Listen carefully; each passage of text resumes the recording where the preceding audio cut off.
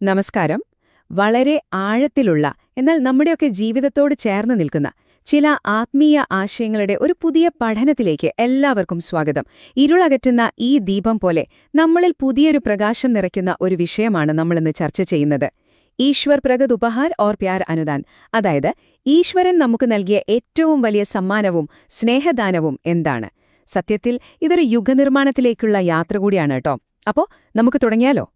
ശരി. അപ്പോൾ ഇതാണ് ഇന്നത്തെ നമ്മുടെ പ്രധാന വിഷയങ്ങൾ. പതനത്തിൽ നിന്ന് പുരോഗതിയിലേക്ക് എങ്ങനെ എത്താം, യുഗനിർമ്മാണത്തിന്റെ ഏറ്റവും വലിയ ആവശ്യം എന്താണ്, പിന്നെ ധർമ്മചക്രവും സമയദാനവും, വാനപ്രസ്ഥരുടെ സാമൂഹിക ഉത്തരവാദിത്വം, അവസാനമായി സ്വാർത്ഥതയും പരമാർത്ഥവും തമ്മിലുള്ള ആ ഒരു കൃത്യമായ സമന്വയം. കാര്യങ്ങൾ വ്യക്തമാണല്ലോ അല്ലേ? പുതിയൊരു വെളിച്ചം നൽകുന്ന ഈ ആശയങ്ങളിലേക്ക് നമുക്ക് നേരെ കടക്കാം.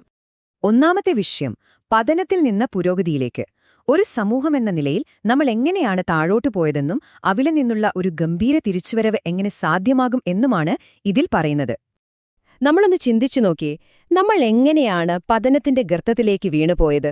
ഒരുപക്ഷേ ഈ പ്രക്ഷുബ്ധമായ ജലപ്രവാഹം പോലെ നമ്മുടെ ധാർമ്മിക അടിത്തറ നഷ്ടപ്പെട്ടപ്പോഴാണ് നാം ശരിക്കും ഈ ഇരുട്ടിലേക്ക് വീണുപോയത് എന്നാണ് സ്രോതസ്സുകൾ വ്യക്തമാക്കുന്നത്. നമ്മൾ ഭൗതികമായ നേട്ടങ്ങൾക്ക് പിന്നാലെ മാത്രം ഓടിയപ്പോൾ എവിടെയോ വെച്ച് നമ്മുടെ ആത്മാവിന്റെ താളം നമുക്ക് നഷ്ടപ്പെട്ടുപോയി. അതൊരു വലിയ യാഥാർത്ഥ്യമല്ലേ? പക്ഷേ ഇതിനൊരു പരിഹാരമുണ്ട്.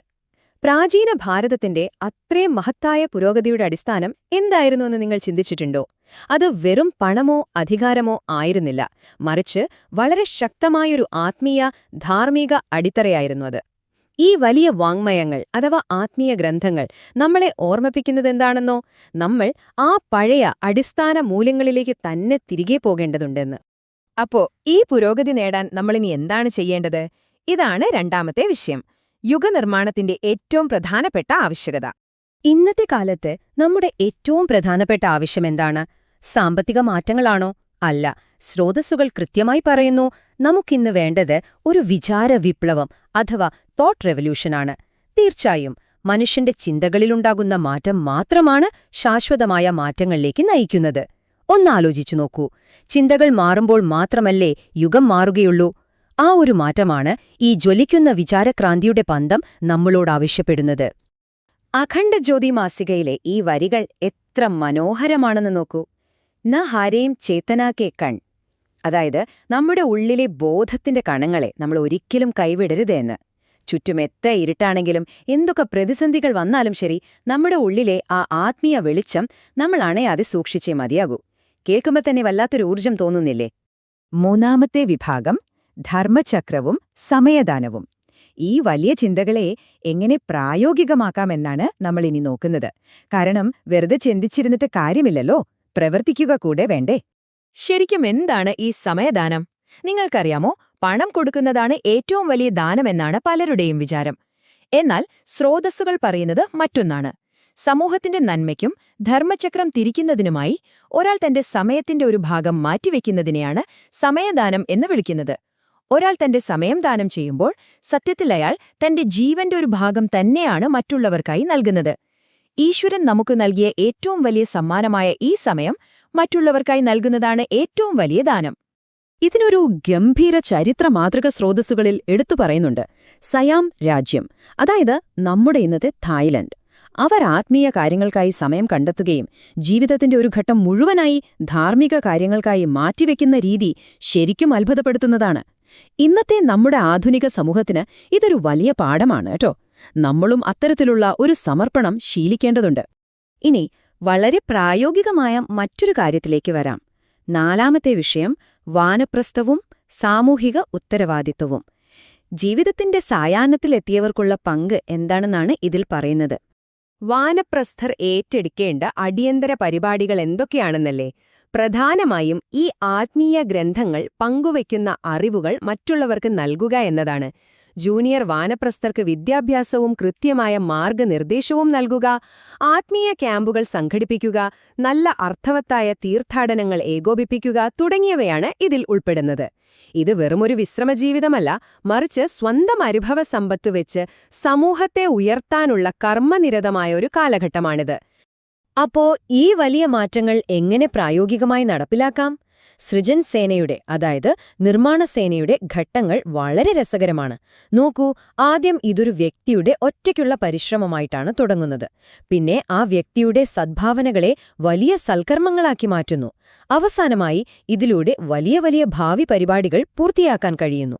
അതായത് ഒരു വ്യക്തിയിൽ തുടങ്ങി സമൂഹത്തെ ഒന്നാകെ മാറ്റുന്ന ഒരു വലിയ പ്രക്രിയയാണിത്. ഇനി നോക്കൂ, ഭാവിയിൽ നടപ്പിലാക്കാൻ പോകുന്ന പ്രധാന പരിപാടികൾ എന്തൊക്കെയാണെന്ന്. യുഗനിർമ്മാണ പദ്ധതിയുടെ വിപുലീകരണം, ധാർമ്മികവും ആത്മീയവുമായ ഉന്നമനം, ജനങ്ങളെ ഉണർത്താനുള്ള വലിയ ജനജാഗരണ ക്യാമ്പയിനുകൾ, പിന്നെ സാമൂഹിക പരിഷ്കരണത്തിനായുള്ള കൃത്യമായ നടപടികൾ. പുതിയൊരു യുഗം കെട്ടിപ്പടുക്കുന്നതിനുള്ള വളരെ വ്യക്തമായൊരു പ്ലാനാണിത്, അല്ലേ? അങ്ങനെ നമ്മൾ ഈ പഠനത്തിന്റെ അവസാനത്തെയും ഏറ്റവും നിർണായകവുമായ 5ാമത്തെ ഭാഗത്തേക്ക് എത്തുകയാണ്. സ്വാർത്ഥതയും പരമാർത്ഥവും തമ്മിലുള്ള സമന്വയം. നമ്മുടെ വ്യക്തിജീവിതവും സമൂഹത്തോടുള്ള കടമകളും എങ്ങനെ ഒരുമിച്ച് കൊണ്ടുപോകാമെന്ന് നോക്കാം. നോക്കൂ, ഒരു വശത്ത് സ്വാർത്ഥത, അതായത് നമ്മുടെ വ്യക്തിപരമായ കാര്യങ്ങളും കുടുംബവും. മറുവശത്ത് പരമാർത്ഥം, അതായത് സമൂഹത്തിന്റെ വലിയ നന്മ. ഇത് രണ്ടും തമ്മിലുള്ള ഒരു സന്തുലിതാവസ്ഥ നമ്മൾ കണ്ടെത്തണം. കുടുംബത്തെ മുഴുവനായി ഉപേക്ഷിക്കാനല്ല ഇവിടെ പറയുന്നത്, മറിച്ച് സ്വന്തം കാര്യങ്ങൾ നോക്കുന്നതിനൊപ്പം സമൂഹത്തിനും കൂടെ പ്രാധാന്യം നൽകുന്ന ഒരു ചിട്ടയായ ജീവിതശൈലി രൂപപ്പെടുത്തുക എന്നാണ്. ഇതിനെയാണ് ആത്മീയ സാഹിത്യം സമന്വിത സാധന എന്ന് വിളിക്കുന്നത്. എത്ര കൃത്യമായ നിരീക്ഷണമാണല്ലേ? ഇതൊക്കെ കേൾക്കുമ്പോൾ നിങ്ങൾ ചിന്തിക്കുന്നുണ്ടാകും, അയ്യോ, എനിക്കിതിനൊന്നും ഒട്ടും സമയമില്ല, ഞാൻ ഭയങ്കര തിരക്കിലാണെന്ന്, അല്ലേ? എന്നാൽ ഇതൊന്ന് കേട്ടുനോക്കൂ. നമ്മൾ എത്ര വലിയ തിരക്കിലാണെങ്കിലും ശരി, ലൗകികമായ കടമകളിൽ മുഴുകിയിരിക്കുകയാണെങ്കിലും നമുക്കിതിനായി കുറച്ചു സമയം കണ്ടെത്താൻ തീർച്ചയായും കഴിയുമെന്നാണ് സ്രോതസ്സുകൾ നമ്മെ ഓർമ്മിപ്പിക്കുന്നത്. ആർക്കും ഇതിൽ പങ്കുചേരാം. ആരുടെയും സംഭാവന ചെറുതല്ല. ഈ വരികൾ ശരിക്കും ഒരു വലിയ ആഹ്വാനമാണ് കേട്ടോ. ഓർക്കുക, വലിയൊരു ലക്ഷ്യത്തിനായി വലിയ ധൈര്യം തന്നെ ആവശ്യമാണ്. യുഗനിർമ്മാണം എന്ന ഈ മഹത്തായ ലക്ഷ്യത്തിലേക്ക് പങ്കുചേരാൻ നമ്മളെ ഓരോരുത്തരെയും ഹൃദയപൂർവ്വം ക്ഷണിക്കുകയും അഭ്യർത്ഥിക്കുകയും ചെയ്യുകയാണിവിടെ. ഇത് വെറുതെ വായിച്ചു പോകാനുള്ളതല്ല, നമ്മുടെ ഉള്ളിലെ ഉത്തരവാദിത്തത്തെ ശരിക്കും ഉണർത്തുന്ന ഒരു സന്ദേശമാണിത്. അങ്ങനെ ഇന്നത്തെ നമ്മുടെ ഈ ആത്മീയ പഠനം ഇവിടെ അവസാനിക്കുകയാണ്. ഈ നിരന്തരമൊഴുകുന്ന നദിയെപ്പോലെ നിങ്ങളുടെ മുന്നിൽ ഞാനൊരു വലിയ ചോദ്യം വയ്ക്കാൻ ആഗ്രഹിക്കുന്നു. വരാൻ പോകുന്ന വിചാരവിപ്ലവത്തിനായി നിങ്ങൾ എങ്ങനെയാണ് നിങ്ങളുടെ ആ സമയദാനം നൽകാൻ പോകുന്നത്? സൽക്കർമ്മങ്ങളുടെ ഈ നിരന്തരമായ ഒഴുക്കിൽ നിങ്ങളുടെ പങ്കെന്തായിരിക്കും? വെറുതെ ഒന്ന് ആലോചിച്ചു നോക്കൂ. കാലം നമ്മളെ ഓരോരുത്തരെയും വിളിക്കുകയാണ്. ഈ ആശയങ്ങൾ നിങ്ങളിൽ പുതിയ ചിന്തകൾ ഉണർത്തുമെന്ന് എനിക്കുറപ്പുണ്ട്. കൂടുതൽ ആഴത്തിലുള്ള അറിവുകളുമായി നമുക്ക് വീണ്ടും കാണാം. നന്ദി.